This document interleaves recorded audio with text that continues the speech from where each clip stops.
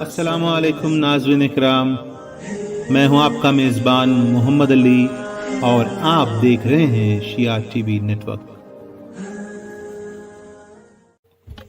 نہج البلاغہ، آئیے ان ویڈیوز کے ذریعے نہج البلاغہ کے خطبات، اقوال اور مکتوبات کو جانیں تاکہ ہم سب کے علم میں اور اضافہ ہو سکے۔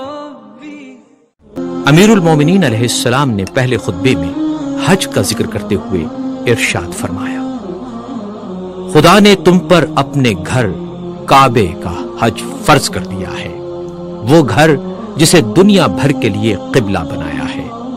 اس کی طرف لوگ یوں لپکتے ہیں جس طرح چوپائے گھاٹ پر ٹوٹ پڑیں، اور اس طرح شوق سے یہاں ٹوٹ کر آتے ہیں جیسے کبوتروں کی ٹکڑی۔ اس حج کو اس نے اپنی جلالت کے سامنے بندوں کی فروتنی کی پہچان قرار دیا ہے۔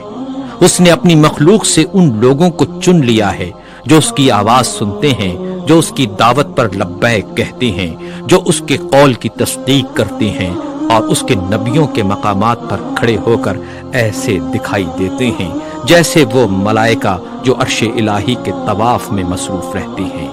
یہ لوگ عبادت کے بازار سے خوب نفع کماتے ہیں اور جمع کرتے ہیں، اور اس کے وعدہ مغفرت کی طرف جلد جلد تیزی سے قدم بڑھا رہے ہیں۔ اس گھر کو خدا نے اسلام کی نشانی قرار دیا ہے، یہ پناہ لینے والوں کے لیے جائے پناہ ہے۔ اس نے حج کو فرض قرار دیا ہے اور اس کے حق کو واجب کردانا ہے، اور اس کی زیارت تم پر لازم کر دی ہے۔ چنانچہ خدائے بزرگ و برتر فرماتا ہے، اللہ کی طرف سے ان لوگوں پر حج فرض ہے جو زاد راہ رکھتے ہیں، اور جس نے انکار کیا تو خدا سارے عالم سے بے نیاز ہے۔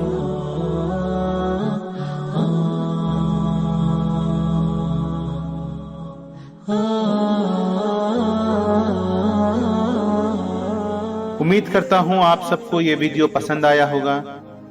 اگر اچھا لگے تو لائک کریں، دوستوں کے ساتھ شیئر کریں، اور ہمارے اس چینل کو ضرور سبسکرائب کریں۔ پھر ملیں گے ایک اور نئے انٹرسٹنگ ویڈیو میں، تب تک کے لیے آپ اپنا خیال رکھیں۔ خدا حافظ۔